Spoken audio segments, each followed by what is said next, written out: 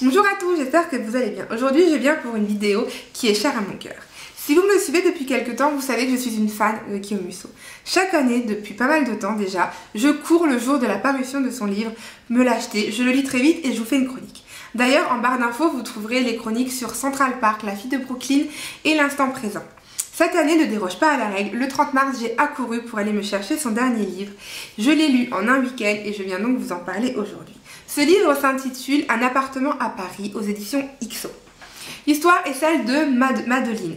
Je ne sais pas si vous vous souvenez de Madeline qui a déjà été un des personnages principaux d'un de ses livres qui était L'appel de l'an. Pour ceux qui ne connaissent pas ou qui ont un doute sur quelle est l'histoire, c'est l'histoire où Madeline et Jonathan se télescopent à l'aéroport et s'échangent leur téléphone et de là va se suivre plein de péripéties. Et ben c'est la même Madeline que nous retrouvons là, mais elle a bien changé et a vécu des moments très difficiles. En effet, elle vient de survivre à sa tentative de suicide et elle vient de se rendre compte qu'elle a fait une énorme bêtise. Elle a qu'une envie, c'est de reprendre goût à la vie et de se ressourcer. Donc quoi de mieux que d'aller passer un petit séjour dans sa ville chouchou, Paris.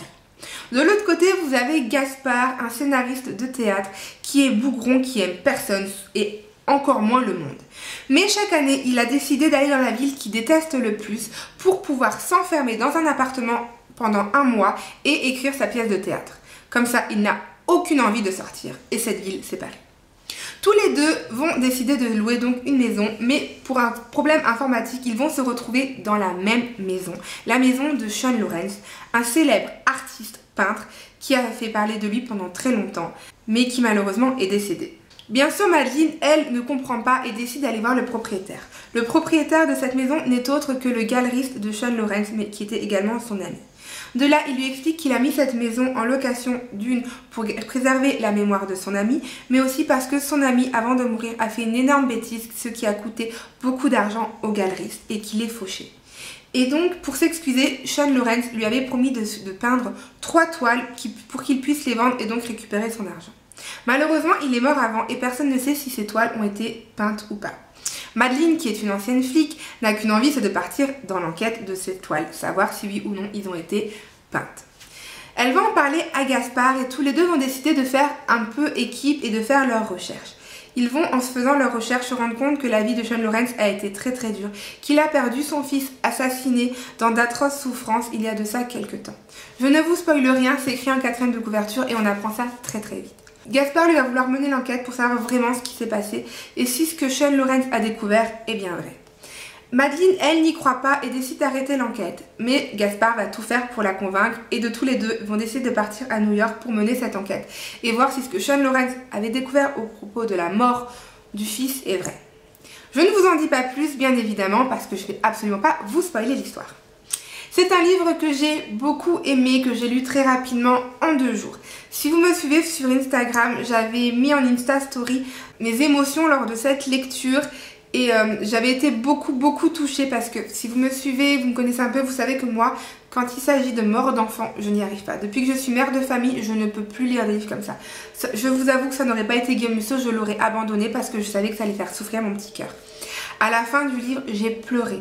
Je m'en souviens encore de mon Insta Story où j'ai les yeux embués et la voix qui déraille. C'était une fin très belle et très touchante. L'histoire quant à elle, comme je vous ai dit, est bien écrite. Le suspense est bien présent. Les pages se lisent très rapidement. J'ai, comme je vous ai dit, beaucoup apprécié ma lecture. Par contre, je trouve qu'il a manqué un peu le côté Musso. C'est un peu ironique, mais dans le sens où ce que j'ai toujours aimé chez cet auteur, c'est ses fins. Enfin, je me rappelle de Central Park, La fille de papier, Que serais-je sans toi, seras-tu là? Enfin, je vais pas tous vous les citer, mais on va dire que 80% de ces livres, voire même 90%, ont des fins où on s'y attend pas, des fins de foufi, avec des retournements, on se dit mais pendant tout le livre, tu nous as fait croire ça pour que ça soit ça au final. Mais comment t'as fait? Mais ça va pas dans ta tête? Et je m'attendais à la même chose avec celui-là. Et ben, pas du tout. Je vous avoue que j'ai su à la moitié du livre, la moitié de la fin. Et peut-être 100 pages avant la fin, je savais ce qui allait se passer à la fin. Au final, ça m'a un petit peu déçue parce que j'ai pas eu ce côté Guillaume Musso en me disant « Oh mince alors, mais comment il a réussi à nous retourner le cerveau pour qu'au final ça soit pas ça ?» Là, non, pas du tout. En fait, c'est un thriller pur et dur avec une fin, ce qui est plus normal, on va dire. C'est une fin très bouleversante qui m'a fait pleurer, mais qui pour moi était tout à fait logique. Donc c'est un peu mon petit défaut et la chose que j'ai pas trop appréciée, d'où le fait que c'est pas un coup de cœur. Sinon le reste de l'histoire est très bien écrite, j'ai apprécié les retours en arrière où il nous parle de l'appel de l'ange.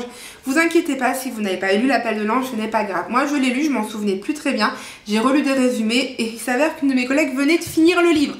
Je vous jure qu'elle est arrivée à mon travail avec le livre, elle l'a posé parce qu'elle l'avait emprunté à la bibliothèque et je lui ai dit mais tu viens de le lire là? Elle me dit oui, je fais raconte-moi l'histoire surtout la fin parce que je m'en souviens plus et je suis en train de lire ce livre. Et il faut que tu me dises de quoi ça parle. Mais si vous ne l'avez pas lu, ce n'est pas grave, vous comprendrez tout à fait. Surtout que l'auteur en parle vraiment au début du livre. Donc voilà un peu pour mon avis. C'est un livre que j'ai apprécié, qui a été agréable à lire. C'est un bon thriller avec du suspense, avec des scènes qui sont un peu... Voilà, j'ai une scène dans ma tête que j'arrive pas à me sortir de la tête. Quand je vois mon fils, je me dis mais comment on peut faire ça à un enfant ? Mais voilà, quand vous allez lire le livre, même si vous n'êtes pas forcément une enquêtrice comme moi, hein, ben vous allez peut-être vite comprendre la moitié au moins de la fin. En tout cas, c'est un bon Musso, je vous le conseille. Même si ce n'est pas mon préféré, je pense que vous passerez quand même un agréable moment de lecture parce que la plume de Guillaume Musso reste la plume de Guillaume Musso. Elle est addictive et fluide, il se lit très rapidement. Et on passe un très bon moment de lecture. Voilà pour ma chronique, j'espère qu'elle vous a plu, que je vous ai donné envie de le lire. N'hésitez pas à mettre en commentaire quel est votre Guillaume Musso préféré. Et également, si vous avez l'intention de le lire ou pas, je sais que beaucoup attendent qu'il sorte en poche. Je peux tout à fait comprendre parce qu'il est quand même à 21,90 € en grand format. En petit format, il est à 7,90 €. Attendre un an, c'est pas la fin du monde non plus. Mais bon, si vous avez envie de le mettre dans votre wishlist, n'hésitez pas. J'espère que ma vidéo vous a plu. Je vous fais de gros bisous. Je vous souhaite une bonne journée, une bonne nuit, tout ce que vous voulez. Et je vous dis à bientôt. Bye!